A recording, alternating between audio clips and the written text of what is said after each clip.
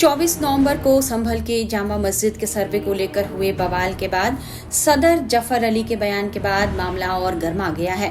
जफर अली ने आरोप लगाया कि उन्होंने खुद पुलिस को फायरिंग करते देखा है। हिंसा फैलने के बाद जफर अली ने मीडिया में बयान दिया और ये कहा कि यह सब वजू टैंक से पानी निकालने की प्रशासन की जिद की वजह से हुआ है।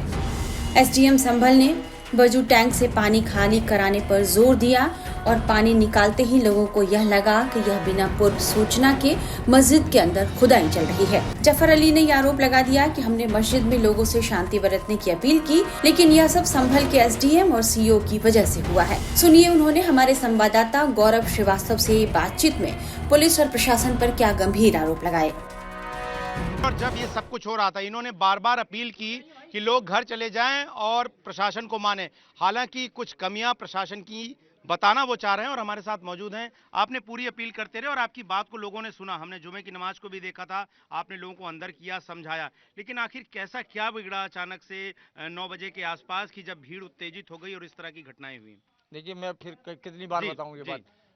एसडीएम साहिबा का हौज को खाली कराना ही इस हिंसा का कारण बना है। और दूसरा कारण है सीओ अनुज कुमार की बदसलूकी। वो बजाय समझाने के सीधा सीधा गालियां दे रहे थे और उन्हें धमकी दे रहे थे कि यहाँ से चले जाओ वरना मैं गोली से ठोक दूंगा, और उन्होंने बेवजह लाठीचार्ज करा दिया। अगर वो प्यार से समझाते, क्योंकि पब्लिक जो थी भ्रमित थी, उन्होंने ऐसा नहीं किया और उन्होंने सीधे सीधे लाठीचार्ज कराया। और उसके बाद जो कुछ हुआ वो मैं चूंकि अंदर था, मेरी जानकारी में नहीं है, लेकिन पब्लिक की तरफ से मैं मौके पर गया था। एसपी साहब और डीएम साहब मुझे खुद ले गए थे। पब्लिक की तरफ से मैंने कोई फायरिंग नहीं होती हुई देखी, बल्कि पुलिस की तरफ से मैंने फायरिंग होती हुई अपनी आंखों से देखी। पुलिस का जो एक्शन है, आज एफआईआर कर दी सांसद के खिलाफ, विधायक के बेटे के खिलाफ, आप क्या सही मानते हैं जो एफआईआर हुई है? देखिए, वो उनकी समझ है। सांसद ने इस तरह का हमारी नजर में कोई भड़काऊ भाषण नहीं दिया। उन पे जो एफआईआर हुई है वो गलत हुई है। अच्छा, जिस दिन पहले दिन सर्वे हुआ, कहा जा रहा है कि दूसरे पक्ष को जानकारी नहीं दी गई, और जब ये सर्वे हुआ दूसरे दिन, क्या आप लोगों को जानकारी सही समय पर दे दी गई थी? नहीं, सही समय पर नहीं दी गई। हमें ठीक 9 बजे, वो भी अवैध तरीके से, विधि विरुद्ध एसडीएम संभल ने और सीओ संभल ने दी है, जबकि वो मुकदमे के कमिश्नर द्वारा हमें दी जानी थी। जी, आखिर में बस एक सवाल, चूंकि कई ऐसे लोगों की जान गई जो नहीं जानी चाहिए थी और किसी की भी मौत जो है वो दुर्भाग्यपूर्ण होती है। अब जिस तरह की हिंसा की तस्वीरें आ रही हैं और जो पुलिस दावे पेश कर रही है वीडियोस के जरिए कि तमाम पत्थरबाजी के लिए पत्थर इकट्ठा किए गए, घरों से अवैध हथियार मिल रहे हैं, इन पुलिस के दावों पर आपको क्या कहना है? ये बिल्कुल कहना गलत है।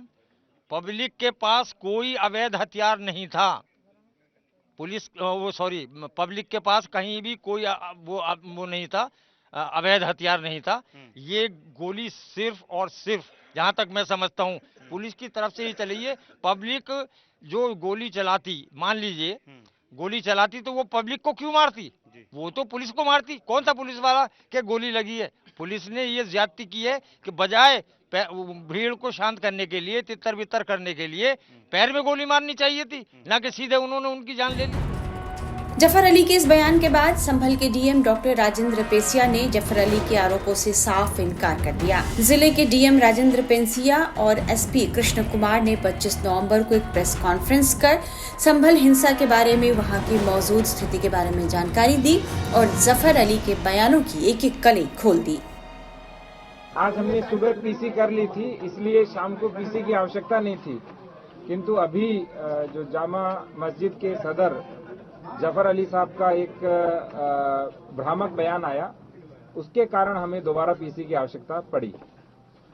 उन्होंने पूरा डिटेलिंग उनके बयान की हो रही है, लेकिन मुख्य मुख्य बिंदु जिसमें उन्होंने सबको कंफ्यूज किया, और अभी भी उन्होंने हमें कहा कि जब लोगों ने मुझे कहा कि आप प्रशासन और पुलिस से मिले हुए हैं, इसलिए मुझे ये बयान देना पड़ा। जफर जी ने बोला कि हमें सर्वे की सूचना नहीं दी। मैं आपको कुछ चीजें दिखाना चाहता हूं।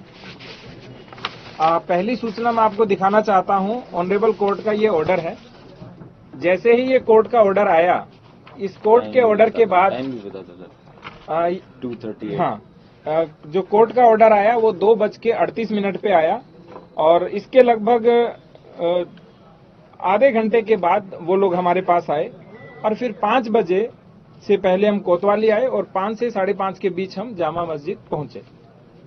ये कोर्ट का ऑर्डर है और उन्होंने बोला कि हमें सूचना नहीं दी, जबकि इस कोर्ट के ऑर्डर में बहुत स्पष्ट लिख रखा है कि मैं रमेश सिंह राघव अधिवक्ता को माननीय सिविल जज सीनियर डिवीजन संभल, जिनकी ओर से ये ऑर्डर हुआ था, उन्होंने कहा कि जो सर्वे की कार्रवाई है उसे फोटोग्राफी और वीडियोग्राफी कराकर 29 नवंबर 2024 तक प्रस्तुत करने के लिए नियुक्त करता हूं।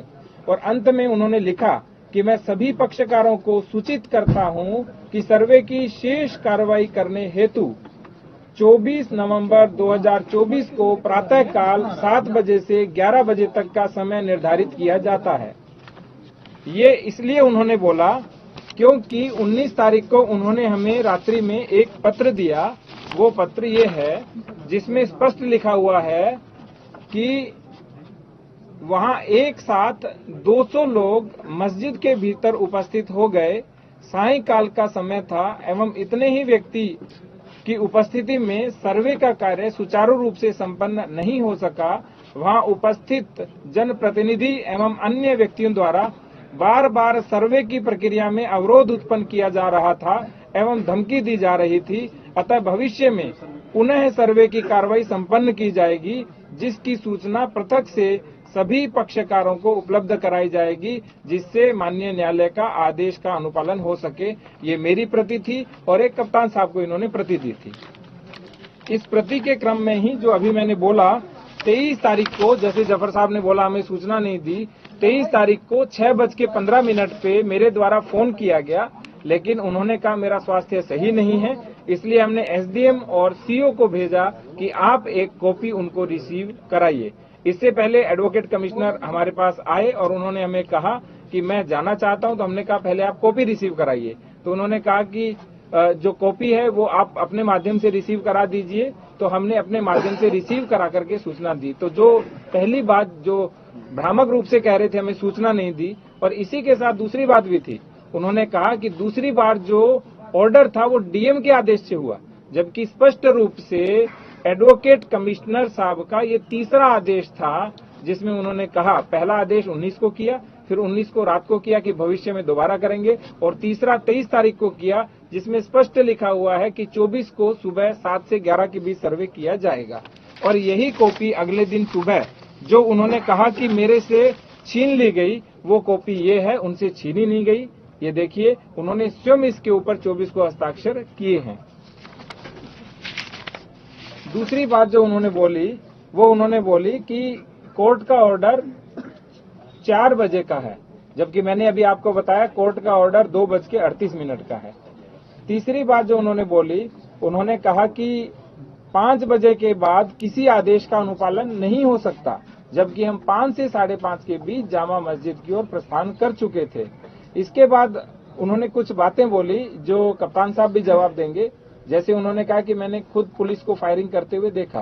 तो मैं ये पूछना चाहता हूं जफर साहब से कि क्या वो सर्वे अंदर करवा रहे थे या बाहर फायरिंग देख रहे थे, जबकि वो 10:30 पौने 11 बजे तक तो सर्वे करा रहे थे। और जितनी भी ये घटना कारित हुई मुख्य रूप से वो 10 से लेकर के 11 बजे के बीच हुई थी। डीएम ने यह भी बताया कि वजू टैंक से पानी केवल फोटोग्राफी और वीडियोग्राफी कराने के लिए खाली कराया गया था।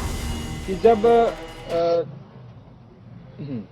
उन्होंने जफर साहब ने कहा कि पुलिस असली हथियार चला रही थी अपने, फिर दोबारा उन्होंने कहा पुलिस तमंचे चला रही थी। उसी बयान में जो अभी लाइव इन्होंने दिया, वो तीसरी बार उन्होंने बोला कि मुझे नहीं पता कि पुलिस कौन से हथियार चला रही थी। आप सोच के देखिए, कोई एक ही व्यक्ति एक ही पूरी लाइव के अंदर 3 तरह के स्टेटमेंट दे रहा है जो परस्पर विरोधाभासी है। आगे इनके द्वारा जो सबसे बड़ा भ्रम फैलाया गया जनता के मध्य, वो ये है, इन्होंने कहा कि वजू टैंक का पानी खाली कराया गया और वजू टैंक को नापना चाह रहे थे, जबकि वजू टैंक की केवल फोटोग्राफी और वीडियोग्राफी होनी थी, इसलिए वजू टैंक का पानी खाली कराया गया।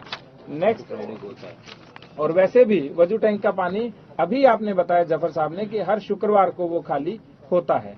आगे जफर साहब ने बोला कि लोगों में यह भ्रम फैला कि मस्जिद में खुदाई हो रही है। जबकि किसी प्रकार का कोई भ्रम नहीं था। आप सोच के देखिए, खुदाई में मिट्टी निकलती है, खुदाई में पानी नहीं निकलता। और जो नाली वो बता रहे थे जिसमें लोगों ने देखा, उस नाली में पानी रेगुलर बहता है। ऐसा नहीं है कि जो नीचे की नाली है उसमें पानी एक ही दिन बहा था, जिस दिन वजू के टैंक का पानी निकला था, वो निरंतर बहता रहता है। इसके बाद इन्होंने बोला कि वहां नाप तोल की गई, जबकि वहां किसी प्रकार की नाप तोल नहीं की गई। जब फोटोग्राफी वीडियोग्राफी करने वाले थे तो उन्होंने पुनः वजू के टैंक में पानी भर दिया, जिससे फोटोग्राफी वीडियोग्राफी केवल सूक्ष्म हुई, पूर्ण रूप से वो यानी उनको जितनी चाहिए थी उतनी हो गई, लेकिन वो चाहते थे थोड़ी और वीडियोग्राफी करें, लेकिन उसमें पुनः पानी भरने लग गया। संभल एसपी ने जफर अली की गिरफ्तारी से इनकार किया है। उन्होंने कहा कि जफर अली ने जो भ्रामक बयान दिया था उस बारे में केवल उनसे पूछताछ की गई है। ना ही जफर अली को किसी ने अरेस्ट किया है, ना ही जफर अली को किसी ने हिरासत में लिया है। जफर अली ने जो अपनी वार्ता की, उस वार्ता के क्रम में उनके द्वारा जो विरोधाभास स्टेटमेंट दिए गए, उसके बारे में जानकारी करने के लिए उनको बुलाया गया है और उसी के बारे में जानकारी की जा रही है। ना ही उनको अरेस्ट किया है, ना ही उनको हिरासत में लिया है, ना ही इस प्रकार की कोई ऐसी बात है। इस घटना के बाद से यूपी की सियासत गर्मा गई है। विपक्षी दल के नेता इस घटना को लेकर योगी सरकार पर आरोप लगा रहे हैं। वहीं बीजेपी नेताओं का कहना है कि अराजक तत्वों ने पहले से ही इस हिंसा की तैयारी कर रखी थी। फिलहाल पुलिस हिंसा फैलाने वालों के खिलाफ सख्ती से निपट रही है।